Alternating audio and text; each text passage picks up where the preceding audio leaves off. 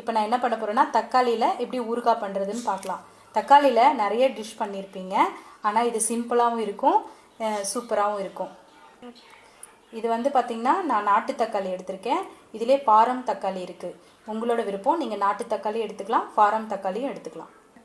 நான் எடுத்து வச்ச தக்காளியை இந்த மாதிரி 4 நாளாக கட் பண்ணி ஒரு 5 நிமிஷம் வெயிலில் வச்சு எடுத்து வச்சுருக்கேன். ஏன்னா வெயிலில் வைக்கும் போது இதில் இருக்கிற அந்த தண்ணியெல்லாம் வந்து ட்ரை ஆகிடும்.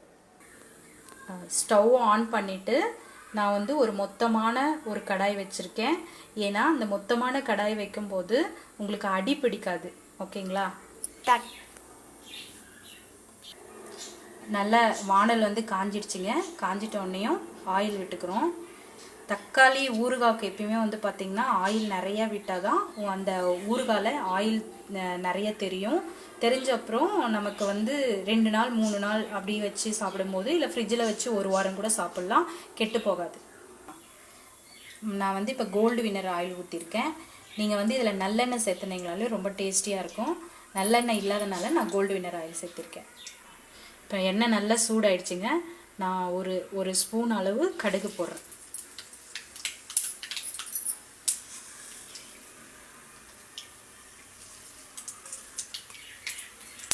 இப்போ பார்த்தீங்கன்னா கடுகு நல்லா வெடித்து பொரிஞ்சு வருது.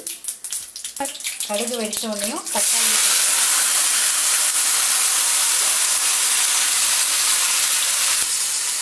தக்காளி போட்டுட்டு நல்லா இந்த ஆயிலில் நல்லா இப்படி ஃப்ரை பண்ணிக்கோங்க. நீங்கள் வந்து ஒரு சொட்டு கூட வந்து இதில் தண்ணி மிக்ஸ் பண்ணக்கூடாது. இந்த ஆயிலே வந்து இந்த தக்காளி நல்லா வதங்கணும். இப்போ என்ன பண்ணுறேன்னா புளியை வந்து எடுத்து நல்லா கழுவி வச்சுருக்கேன். அந்த புளியை இதில் போட்டுக்கேன்.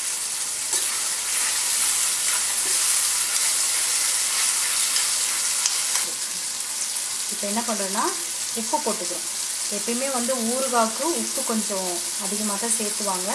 நான் வந்து எனக்கு தேவையான அளவு உப்பு போட்டிருக்கேன். உப்பு போட்டுட்டேங்க. அதுக்கப்புறம் பார்த்தீங்கன்னா மிளகாய் பொடி சேர்க்குறேன். நீங்கள் ஒரு 2 ஸ்பூன் மிளகா பொடி போட்டுக்கோங்க. நீங்கள் வீட்டில் அரைச்ச மிளகா பொடியாக இருந்தாலும் சரி, இல்லை கடையில் வாங்கியிருக்கிற வர மிளகான்னு சொல்லுவாங்க, அந்த மாதிரி வர மிளகா பொடி போட்டிங்கனாலையும் நல்ல டேஸ்ட்டாக இருக்கும். பார்த்திங்கன்னா ரொம்ப நல்ல அந்த தக்காளியெல்லாம் வந்து ட்ரையாக நல்லா வதங்கிட்டு வருது. இதுக்கு அதிகமான பொருள் எதுவும் சேர்த்த தேவையில்லைங்க. உங்கள்கிட்ட நல்லெண்ணெய் இருந்தால் நல்லெண்ணெய் சேர்த்திக்கோங்க. நல்லெண்ணெய் இல்லைன்னா கோல்டு வின்னர் கூட சேர்த்துக்கலாம். நான் வந்து கோல்டு வின்னர் ஆயில் ஊற்றிருக்கேன். அப்புறம் கடுகு போட்டுட்டேன். கடுகு போட்ட பின்னாடி தக்காளியை நல்லா போட்டு வதக்கியிருக்கேன். தக்காளி போட்ட பின்னாடி வரமிளகாத்தூள் போட்டிருக்கேன், உப்பு சேர்த்திருக்கேன். இப்போ இதெல்லாம் சேர்த்து கொஞ்சோண்டு புளி சேர்த்திருக்கேன். இப்போ நல்லா ட்ரையாக நான் வந்து இதை ஃப்ரை பண்ண போகிறேன். பார்த்தீங்களா, இந்த தக்காளி வந்து அந்த எண்ணெயிலே நல்லா ட்ரையாக வதங்கிட்டே இருக்குது. அது எண்ணெயில் இருக்கும்போது நம்ம இப்படி போட்டு சும்மா இப்படி கரண்டியில் போட்டு இப்படி தட்டினமாவே அதெல்லாம் வந்து உடஞ்சி நல்ல கெட்டியான பதத்துக்கு வந்துடும். பாருங்கள் ஃப்ரெண்ட்ஸ், நல்ல ட்ரை ஆகி அந்த பச்சை வாசனை எல்லாமே வந்து போயிடுச்சு. ரொம்ப ஒரு கொக்கு மாதிரி ஊறுகாய் மாதிரி நல்ல தயாராகிடுச்சு. லாஸ்ட்டாக நீங்கள் வந்து இந்த மாதிரி நல்லா ட்ரையாக ஃப்ரை பண்ண பின்னாடி இறக்குற டைமில் என்ன பண்ணுறீங்க, பெருங்காய பொடி இருந்தால் கொஞ்சம் தூவி விடுங்க. பெருங்காய பொடி போடும்போது நல்லா வாசமாகவும் இருக்கும், அந்த ஊறுகாய்க்கு தகுந்த டேஸ்ட்டையும் வந்து எடுத்து கொடுக்கும்.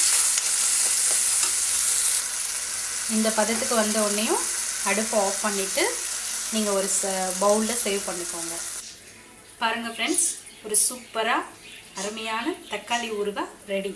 நீங்கள் இது தோசை, இட்லி, சப்பாத்திக்கு தொட்டுக்கிட்டிங்கன்னா ரொம்ப டேஸ்டியாக இருக்கும். ட்ரை பண்ணி பாருங்கள். நீங்கள் நிலா நாட்டுப்புற கிச்சனை சப்ஸ்கிரைப் பண்ணாதவங்க பண்ணிக்கோங்க. லைக் பண்ணுங்கள், கமெண்ட் பண்ணுங்கள், ஷேர் பண்ணுங்கள். Bye friends.